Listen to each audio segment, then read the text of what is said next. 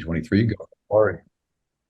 Governor Maura Healey signed into law an act making appropriations for the fiscal year 2023 to provide supplementing certain existing appropriations and it's for certain other activities and projects. This act includes an extension until March 31st, 2025 of the remote meeting provisions. August 22, today's Long Range Financial Planning Committee meeting will be conducted via remote participation from the committee. And I'm going to let folks know that we are recording this Zoom meeting and ask if is there anyone else wishing to record. Okay, seeing none. So on our agenda today, we have a few things. First, I just want to take care of a housekeeping item and plan our next meeting. I would like to suggest Thursday, the 14th of September. That will give us, some good timing before folks begin the budget steering process, as well as after hearing from the CPA coalition with the working group next week. So putting that out there as a proposed date, does that work for folks? If it does work, if you would indicate such just by raising your hand in the, very good, thank you.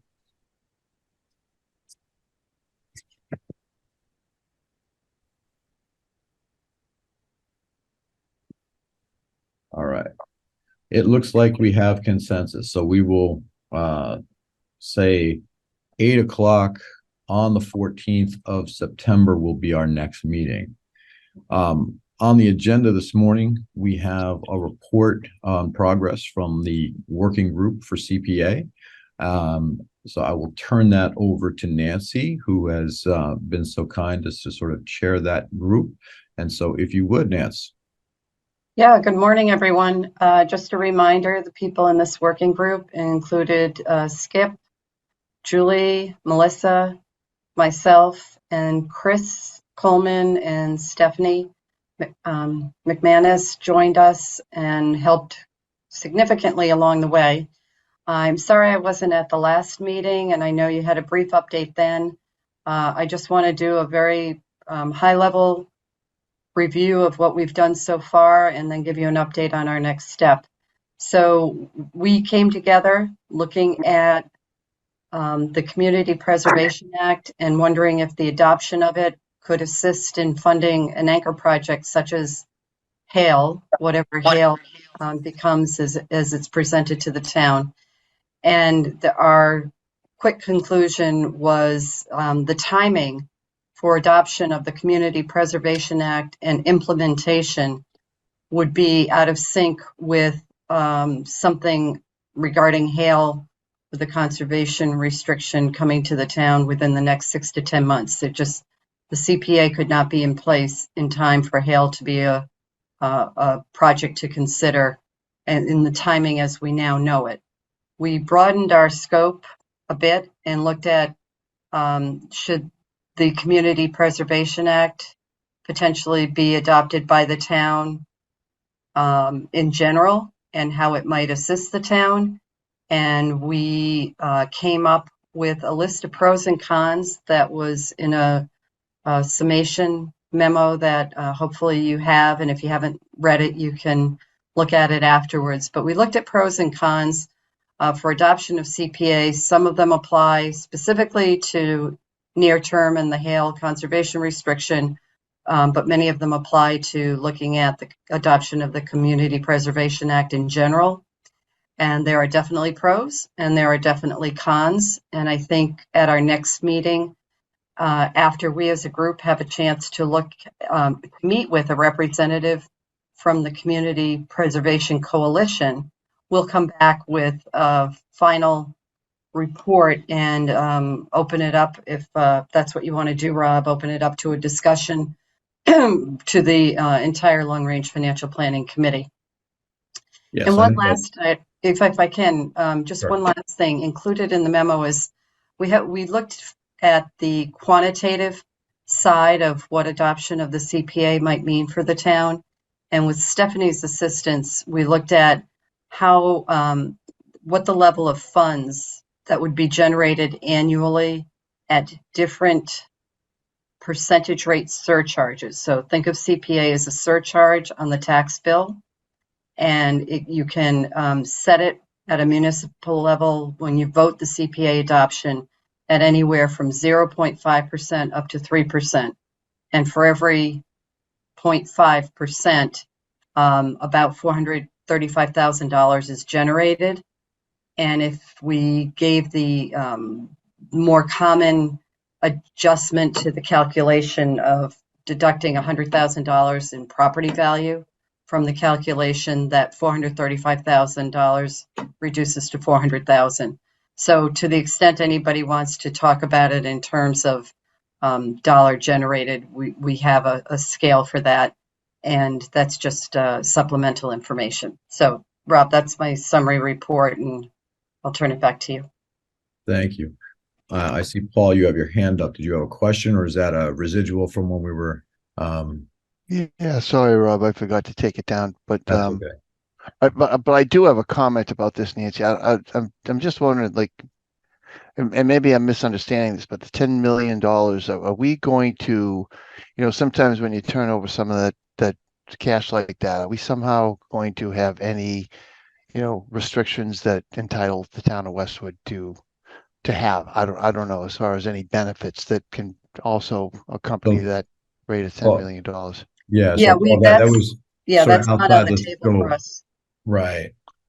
I'm sorry, I missed that. Well, So I heard you both. the charge for the working group was really to evaluate and make a recommendation with respect to the adoption of CPA. As part of that discussion, there was consideration as to whether or not an anchor project such as Hale would benefit from that, but the group was not charged with anything with respect to discussing the merits of or what we might get in return for. This was purely just looking at CPA and whether or not there would be a recommendation to adopt or put forward the idea of adopting that. Yeah, could it be a funding source purely, not what else would go along with the transaction? Sure. Thank you. But you know what, Paul, thank you for asking that question, because I know that there are several people who have a lot of interest in this and, are interested in having that discussion. That was outside the purview of this working group. Thanks for the clarification. Sure thing. Were there any other questions from any other committee members? If you haven't had a chance to read the summary that has been issued, it's very comprehensive. Thank you, Nancy, and all Skip, the rest of the working group members. That has been very helpful and will be discussed at our meeting on the 14th, unless there's any questions with respect to what has been issued so far. Okay. Seeing none, then I'm going to move to our next agenda item, which is really a discussion of the current list of projects. And we have with us tonight, or this morning, Chief Deckers, who is going to give you a perspective on the existing Firehouse 1 building.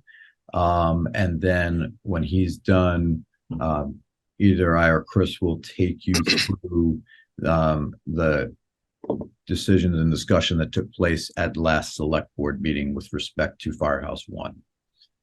So with that, Chief, why don't you help familiarize this committee with the current state of Firehouse 1? Okay, well, thank you for having me at your meeting this morning. I am going to share my screen with everyone because I created a PowerPoint presentation to actually show you what's going on here.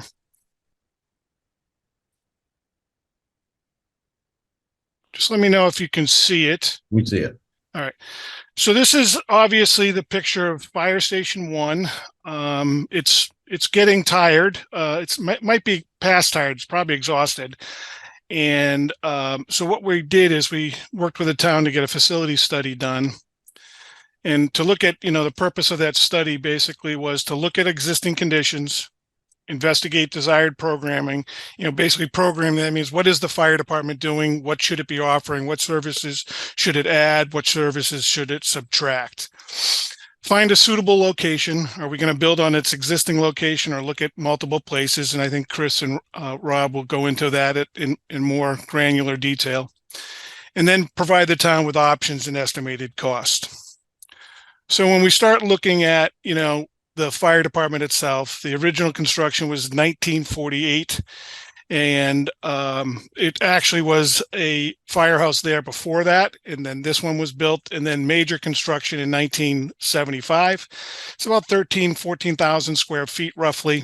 The current building has 7+ firefighters in it and 4 administrative staff. When it was built, it had 6. We also have a mechanics bay downstairs. We recently basically put some Band-Aids on it to make it livable for our staff, with some minor interior renovations at the lower level and the main level. But it's still undersized, outdated, and definitely in a state of disrepair. The building is a multi-story building with maintenance and storage facility in the basement, administrative offices, apparatus bays, living facilities on the ground level, dormitories where our firefighters, change and live basically. It has very limited storage space. You're going to see that from a couple of the pictures. And the existing building does not meet our operational needs. Time and constant use have not been friendly to our apparatus bay. You're going to see that in true living color. It's actually being held up by a steel support system so that our apparatus doesn't end up in the basement. So just quickly out of the gate, we're looking at, the drainage systems on the floors, then the apparatus bay. We've had these, and Jimmy's done a great job. They come and they snake them out, and, days later, they're backed up again, flooding the floors. This is that steel structure that I was just talking about that's actually holding up the front half of our apparatus bay. This is a picture from the basement level from our mechanics bay. The recent study that I had done wants us to add about $1 million more worth of this bracing going towards the back. If we did that as a temporary fix, it would actually negate our entire maintenance bay, and we wouldn't be able to store a third of our apparatus that are currently being stored down there. We've actually started to move apparatus out of there. Chief, if I may. Yep. When you talk of temporary solutions, this Lally column and steel beam structure that you're seeing here was a temporary solution 10 years ago, was it not? Yeah, so temporary, I guess, could be, depends on temporary in your time frame. But yes, it was installed, I think, back in 2013 when they did the initial fix, why they were looking at other options, and nothing has happened with that. So our roofing system over the apparatus bay leaks, and we've had it sealed several times. We've had new roofing membrane put down. That tarp lays there because when it rains hard, we actually have to spread it out over what's our clean room. It's not very clean if water's leaking through it. So we have that leaking roof. We had a major problem with our roofing system above the dormitories. We're going to get to that in a minute. This is just a picture of the bay, and then our storage for apparatus, and also our gear. Technically, all by the new standards, all this gear needs to be in its own storage area to keep the building safe and our firefighters safe. This is the heating and ventilation system in that bay. The fan on your left basically moves air around. That's not code compliant anymore. The heater down here is actually fed off the heating system that heats the rest of the building, and the mechanics bays tend to be cold. And so that, impacts our apparatus and the ability to store certain pieces of apparatus downstairs. This is the floor in our basement. That is starting to spall and break up in many areas. As you can see, there's rebar showing, which shouldn't show. Then here's more spalling of the concrete in the ceiling system. We ended up having on the far right-hand side is a heating and ventilation system that no longer works. We had to actually decommission that. Because we were having issues with not being able to clean it, and the air quality in the building was bad. We've replaced the majority of that heating that air forced air system with split units throughout the building. The problem with that is every time you add a split unit, it requires the use of electricity. And our building, we're going to get to this a little bit further, but our building can't be upgraded anymore with the electrical phasing and everything that goes into that. So that's become an issue. That leak that was in the dormitory. So this picture on the left is actually in our dorms. And this was caused by water. We have now since actually encapsulated this and reframed the walls to basically bury this behind it. We have air purification systems throughout the building to keep our firefighters safe. There were several issues prior to my arrival in 2017 where we were having some breathing issues with our firefighters due to the climate inside the firehouse. Here's a picture of an antiquated electrical panel, which is these are actually on a recall, and we can't do anything with these. If we touch them to repair them, they actually have to be replaced. And there's nothing out there that matches this type of technology. And it's definitely undersized for the programming that we currently do in that station. This is our generator. That definitely needs replacing, and it's not protected for sound. So our neighbors, when it kicks on every Wednesday or when it kicks on an emergency, can definitely hear that we're running our generator. So when it comes to programming and what we do, this is an example of a makeshift conference room. It's actually jammed into the same room that stores all our EMS supplies. And as you can see in the picture on the right-hand side, that room blends into office space.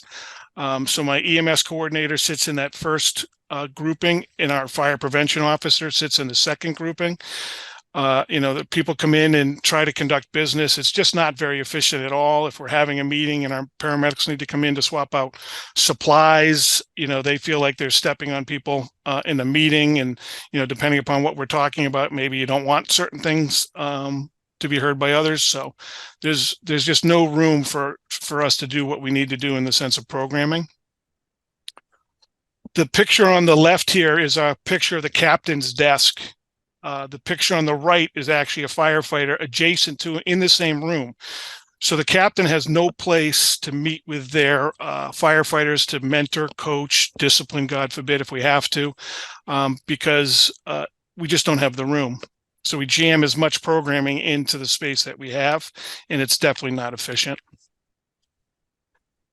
Again, this is a picture on the left of the living space for the firefighters. We're jamming 7 firefighters into this small, what basically, if you look at where the chairs are, in front of the chairs is actually the dining area. You have a table in there, so we just jam them all into this small space. We have the living quarters. This is just a quick shot of the men's bathroom.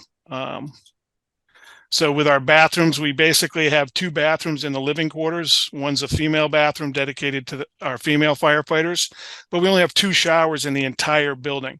So after a fire, it takes us hours to get our people back into ready status because they all need to take showers after a fire. We only have 3 toilets up in that area.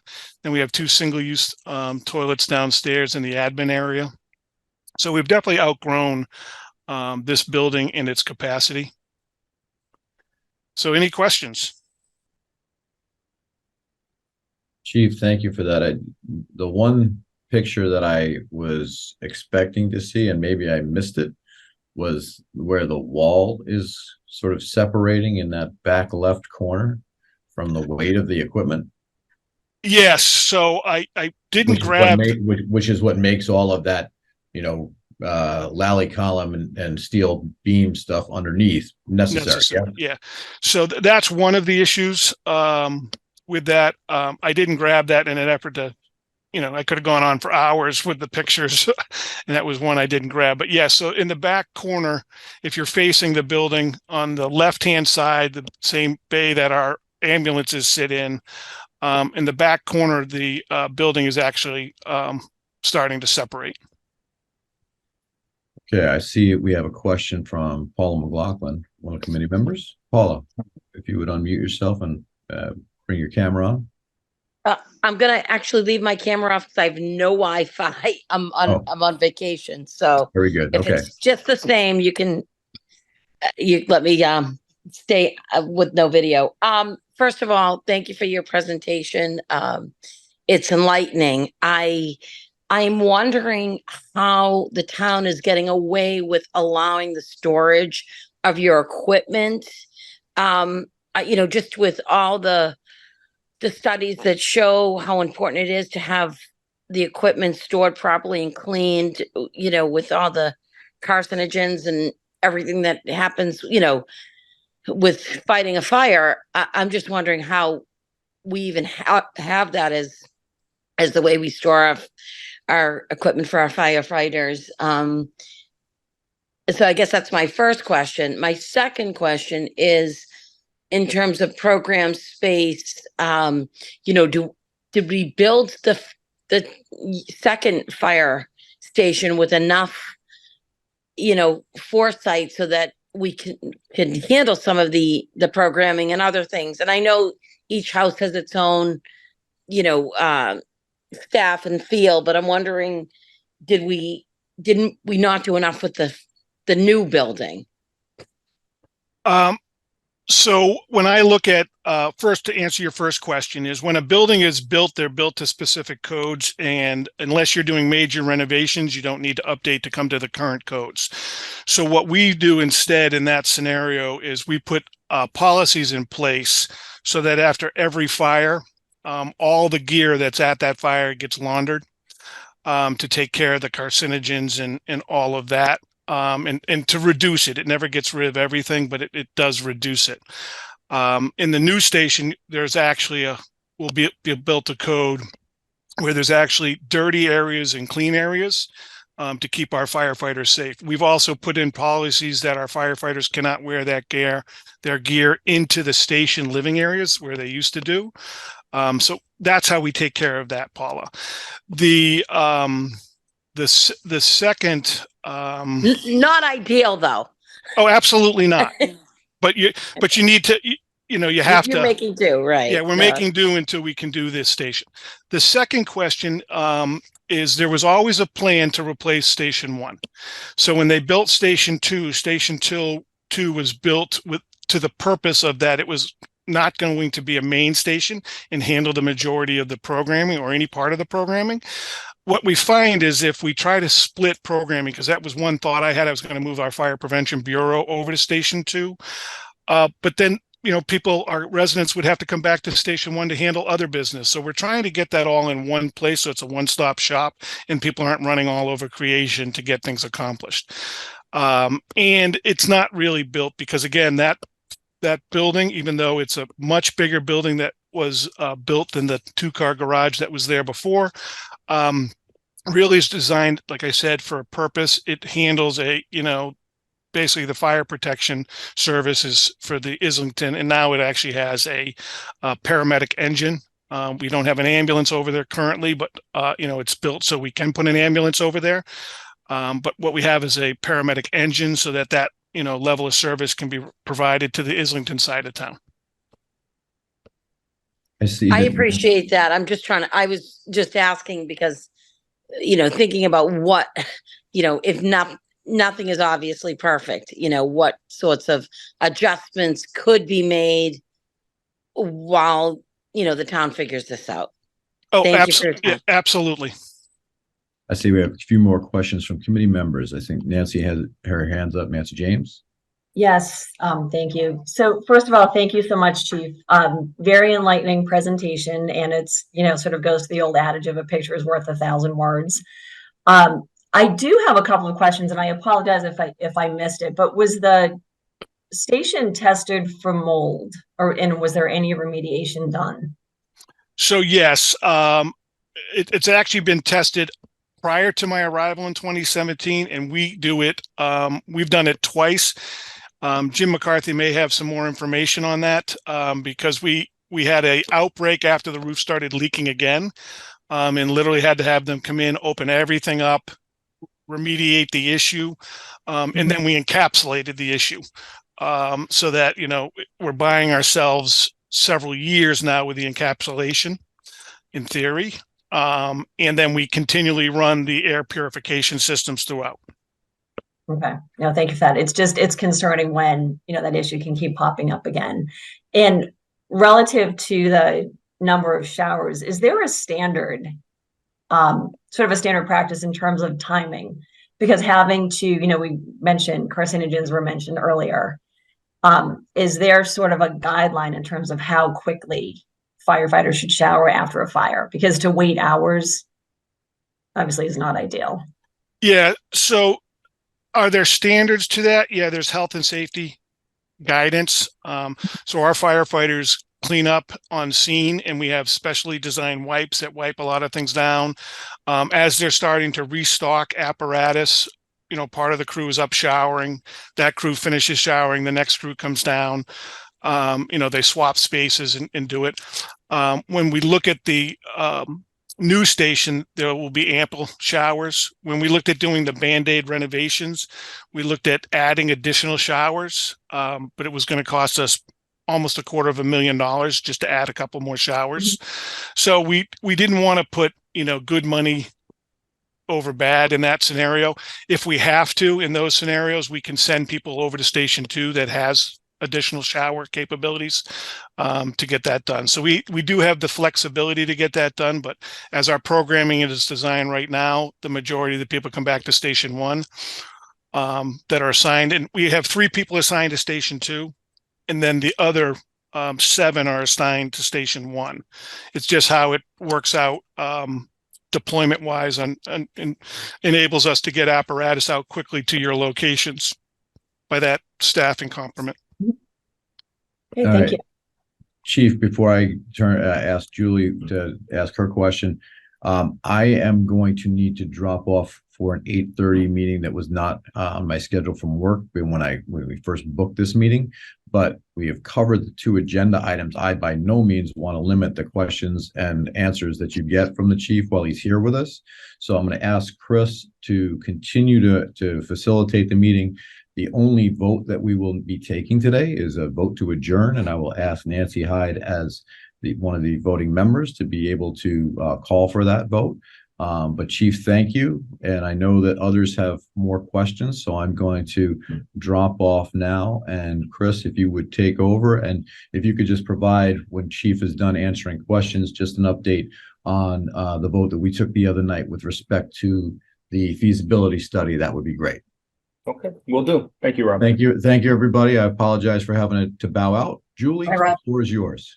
Thanks, Rob. Hi, Chief. Quick question. Did the assessment come out with any measure of the state of the fire station? So is it, a D plus, or is there something measurable that we could look at all of the issues you brought forward and say, on a scale of 1 to 10, we're at a 4, or, a D minus, or if not, what would you give it as a grade? I'm just trying to understand in total how far off the mark we are with this. And I know this has been on the docket for 10 years in my time in FinCom. We've talked about it, so I'm not questioning. Yeah. So there is not a grade. We have several reports. I think that we've made available, and if not, we can definitely make all of them available on the website to address it. So when we look at it, I look at it as in the building in its totality, and how does it handle programming? I would say, it's a D, because there's just not enough space. There's no place to store anything. Living is a D, to me it's a D, maybe sliding almost on an F scale to do it. But that's, my own personal opinion, because one of the most important things for me is our staff that have to live there. So for me, we put Band-Aids on it to make it a little bit easier for them to live. If you can picture the picture again, where I had the picture of the chairs in the room and the table. Well, where the table was, that used to be an office. I took that table and stuck it down, that office, and stuck it downstairs to give our firefighters more space to live in. When I got there, to me, just was not working for them. they were having to shift in to eat dinner. And one of the most important things about firefighters is the family atmosphere that we develop, because we're working together, we're living together. And I mean, how many of you have families that eat in a shift? You Right. know, okay, the three of you eat now. When they're done, three more people come into the kitchen, they can eat. So we had to do something about that. So overall, the building to me and its usability is a D, but the town is aggressively working to change that. We're moving forward with the facility study. We should see the results from that very shortly. And I think the town will commit to making this and changing that facility and moving it to getting it to a better place. My Thank you, family Chief. eats in shifts every night because I've got 3 kids going in 5 different directions. So I feel your pain. It's like a revolving door and the kitchen's never clean. So Yeah. missed opportunity, but thank you. Okay. And you answered, I guess my other question, but was really what's most important to the staff? And I think you answered that. I didn't know if there's anything else you want to add, or if anyone else wants to weigh in, Jim or others, like what's, a day in the life of a firefighter or paramedic, what's most frustrating for them is limiting them to do their job or. When it comes to the building itself, Yeah. is probably the safety of the building. Okay. There's tripping hazards throughout the building. I have a firefighter currently out on leave right now because of a tripping issue inside the station. So those are the things that we just need to fix. Their health and safety is paramount. Yeah. And that's what we're working with them to get there with our firefighters, taking their suggestions. We have a health and safety committee that handles a lot of these issues. When they're brought up, we immediately get to Jimmy. If we can work out an immediate fix, we do. And it's ever changing because, I don't live in the firehouse like they do. So we weren't picking up the issues they were having upstairs with the water leaking until someone brought it to our attention. Once it was brought to our attention, we immediately had it fixed and repaired, but some of that damage was done. And then we had to come through and remitigate the air hazards that were in the building at the time. Thank you. Thank you, Julie. Thank you, Chief. Any other questions?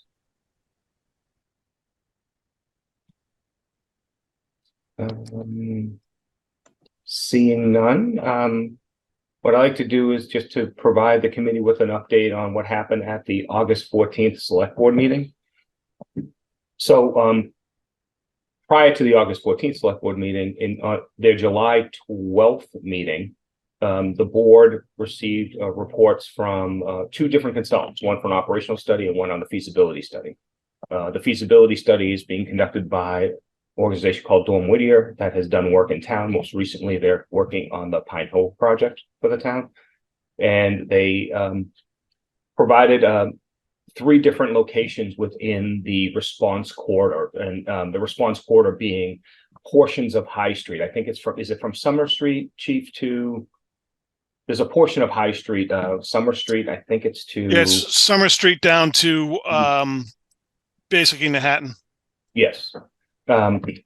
So within that, there were 3 different locations identified. One is land that the town owns behind Starbucks, but it's landlocked. The other is Town Hall.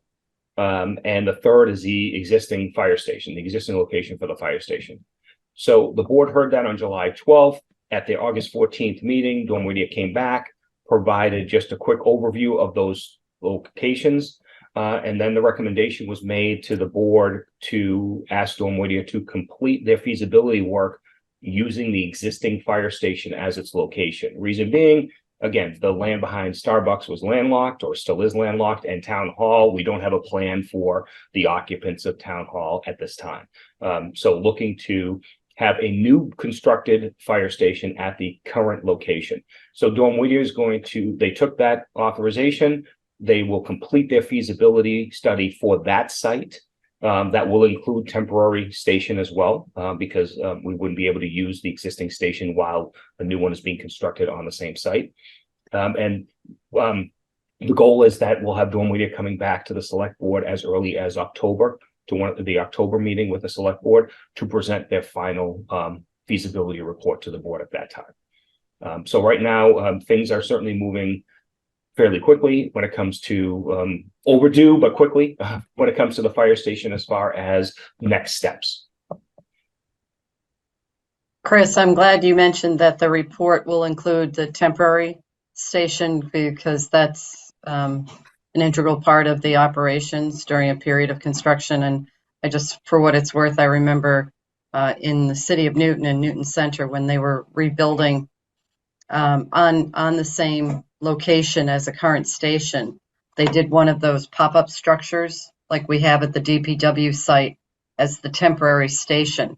And from what I observed when I was working with the city for a period of time, it seemed to have worked quite well.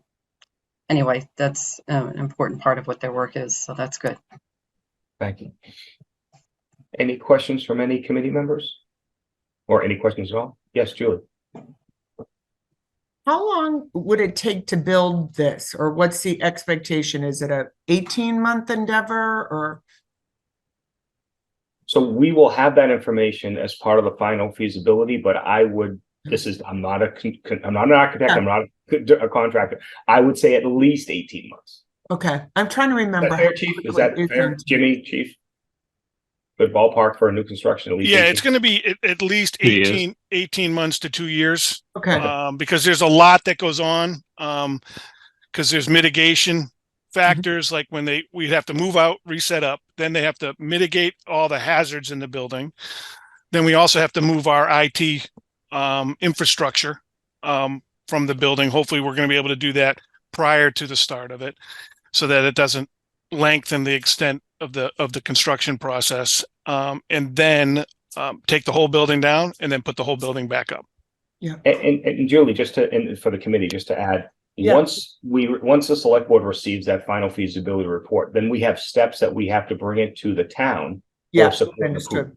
Okay, Yeah, so we still will have funded. those steps, and Yeah. this would be discussed through the select board, through finance and warrant committee, and hopefully with those supports from those two boards, committees, then town meeting.